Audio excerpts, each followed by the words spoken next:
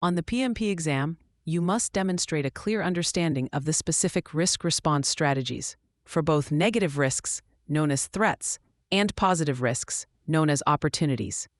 For negative risks, the strategies are to avoid, mitigate, transfer, and accept. A common exam question will present a scenario and ask for the best response. For example, if a supplier for a critical component has a high chance of going on strike, avoiding the risk would mean changing the project plan to use a different component from a different supplier altogether, completely eliminating the threat. Mitigation, on the other hand, involves reducing the probability or impact of the risk. In the same scenario, mitigation would be to order the components well in advance of the potential strike. The risk is still there, but its impact is lessened. Transferring the risk means shifting the impact to a third party. This is often done through insurance, performance bonds, or outsourcing the work to a vendor who then assumes the risk.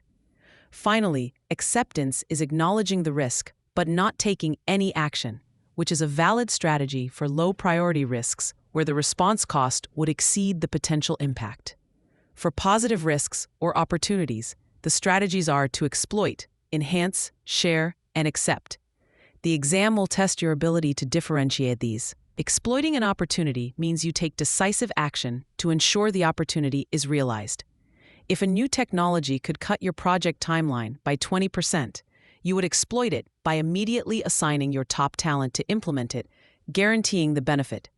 Enhancing, in contrast, means you work to increase the probability or positive impacts of the opportunity.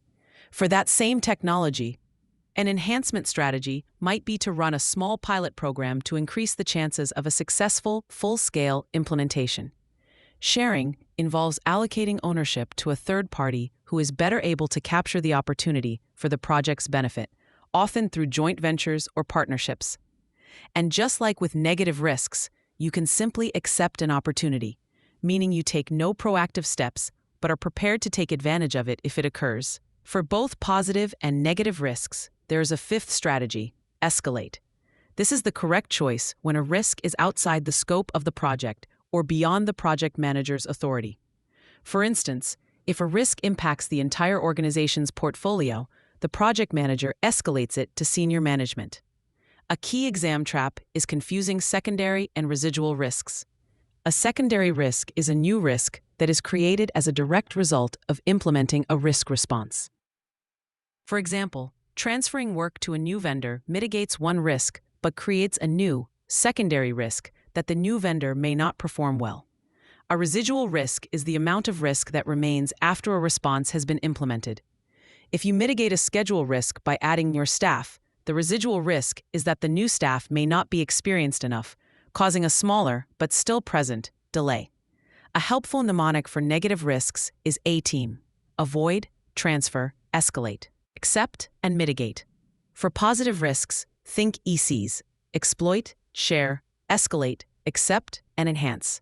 For free practice questions, AI-powered explanations, and more exam prep tools, visit openexamprep.com. That's openexamprep, all one word, .com.